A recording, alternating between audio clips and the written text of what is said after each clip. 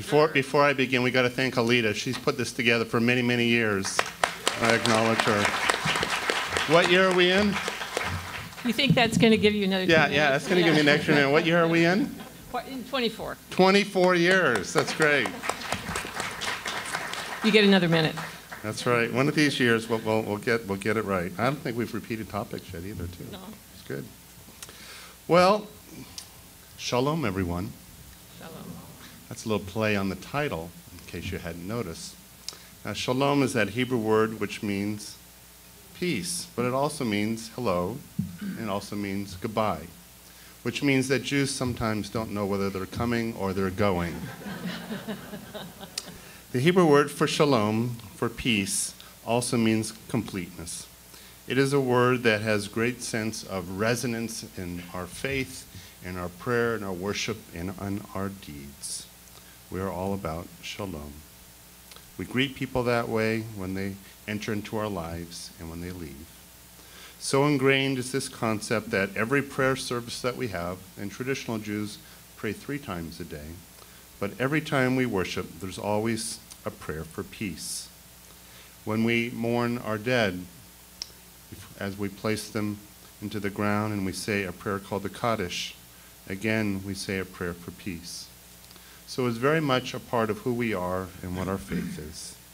It goes back to scriptures, it goes back to the Talmud, and I would reference some of these at this point.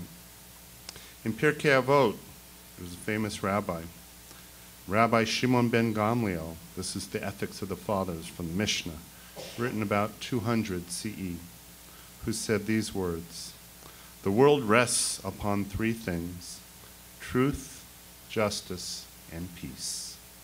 In the Bible, which was written before this, in Zechariah, we learn, "You shall administer truth, justice, and peace within your gates." In Jewish history, we all know of the famous prophet Moses, but he had a brother, Aaron. And Aaron, in our tradition, was known as one who pursued peace. And so we learn, be of the descendants of Aaron, love peace, and pursue it. That last statement, to pursue peace, says a lot, because we can't take the notion of peace for granted. We can't think that peace means simply doing nothing, standing idly by.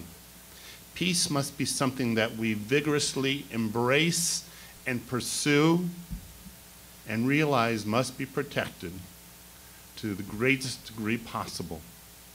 Because we have an inclination. We have, in Hebrew, it's called a Yetzer Tov and a Yetzer Ra, an inclination to do good and an inclination to do evil.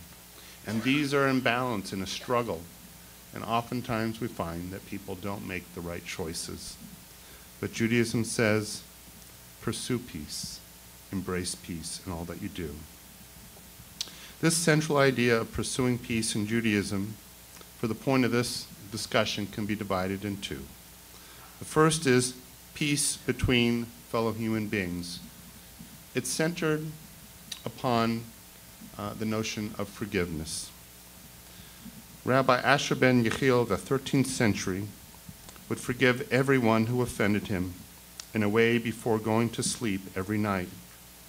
Rabbi Isaac Luria of the 16th century of Sfad would add a proclamation to his prayers every evening: "I forgive whoever hurt me this day."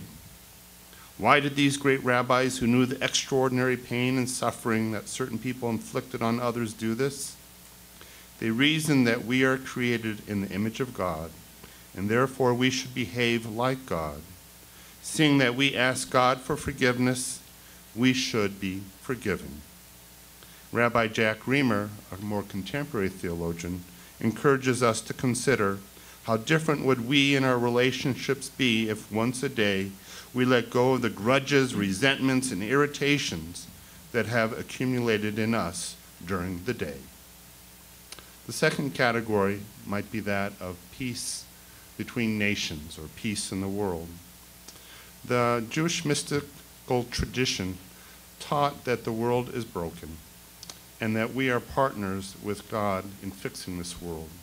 And they have a term called tikkun olam, which means the repair of a broken world. And that's where this pursuit of justice comes in. that we recognize that as broken as this world is, it's the only world we have, and as partners with God, we have to fight with every fiber of our body for truth and justice and peace.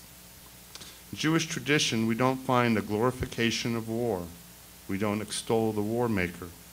In Jewish history, the heroes are sages and saints, rarely warriors.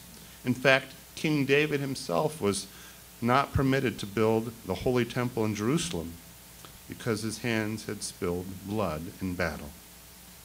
In Judaism religious texts, overwhelmingly we endorse compassion and peace. We know, for example, the saying, love thy neighbor as thyself. In fact, the love of peace and the pursuit of peace is one of the key principles in Jewish law. Jewish tradition permits waging war. It's not a pacifist religion, and killing in certain cases. However, the requirement is that one always seek a just peace before waging war. And finally, we know, going back to the origins of our faith, that there is this notion of a better time. In more Orthodox Judaism, they believe in the coming of the Messiah. In Reform Judaism, which I represent, we believe in the Messianic age. And that is symbolized by a time of universal brotherhood and peace. As Isaiah said, they shall beat their swords into plowshares, their spears into pruning hooks. Nation will not lift up sword against nation, neither will they know war anymore.